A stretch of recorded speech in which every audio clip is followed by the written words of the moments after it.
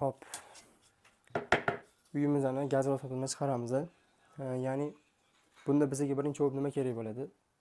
Birinchi o'chirda har bitta xonamizni, ya'ni teplo batareyasi kerak bo'ladi. Bizga qancha quvvat kerak?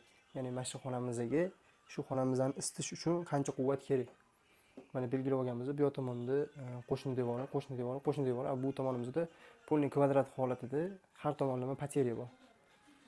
Xullas bu yerda nima qilamiz? Har bitta xonamizni teplo batareyasini aniq hisob-kitoblar orqali chiqarib olamiz. Bu tomonda ham ko'rayotgan bo'lsangiz, mana oshxona, zal, hammom, spalni, zal 2, zal 3, hop bolalar xonasi, spalni, yana bitta hammom 9-nomerda. Koridorlarimiz bor, addenmi. Hop, bularni yozmamiz, ya'ni joy sig'madi. Bu holatda mana ko'rsanglar bo'ladi, umumiy patologlari bilan birga oshxonamizni isitish uchun 3,1 kW quvvat ketyapti. Bu qizil bo'lsa, stiklovatga qo'shilgan, ya'ni bizning standart lombozimizga bilsanglar 5 sm qamish и дополнительный 8 sm-cha loy tashishadi ustida, 5 bir xil joyi 8, 10 har xil. Xullas u izolyatsiya hisoblanmaydi.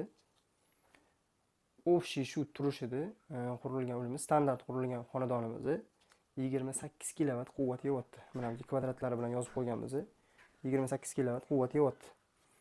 Biz bunga stiklovatni urib, yoniga qo'shimcha, ya'ni faqat patolog o'zini stiklovati bilan izolyatsiya qilib turib, mana bu ko'rib turgan kilovatlarni tushirganmiz. Ya'ni deyarli har bittasi, hammasi deyarli 35% dan kamaygan, ya'ni qisqargan. Mana bu yerda bu formula orqali bizga bir oyda qancha gaz kerakligini bilib olsak bo'ladi. Ya'ni bizda bor 1 soatda hamma xonamizni barobar isitganimizda 28 kW energiya kerak bizga.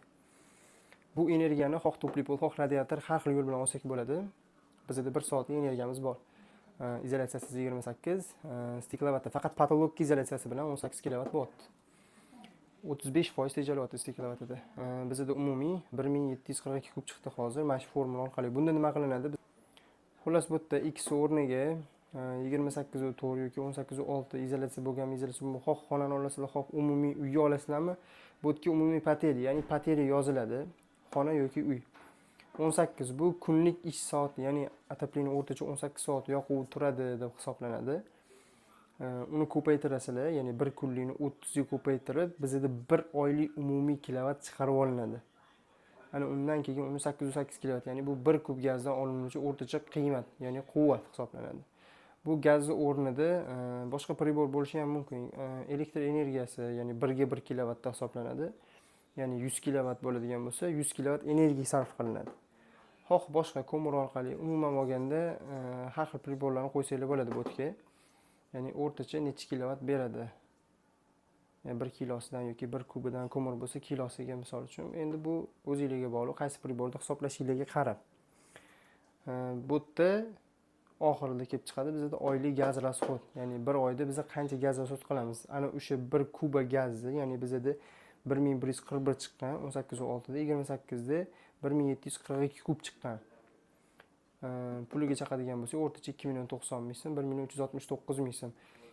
Faqat patolog izolyatsiyasi stiklovati bilan 35% tejamkorligiga erishilgan. Xudo xolasa keyingi videolarimizda 35% oldiga yana qanaqa qo'shimcha koeffitsiyentlar qo'shishimiz mumkin. Ya'ni nima priborlar qilsa, shu narsa yana ham kamayadi. Shu haqida video qilamiz.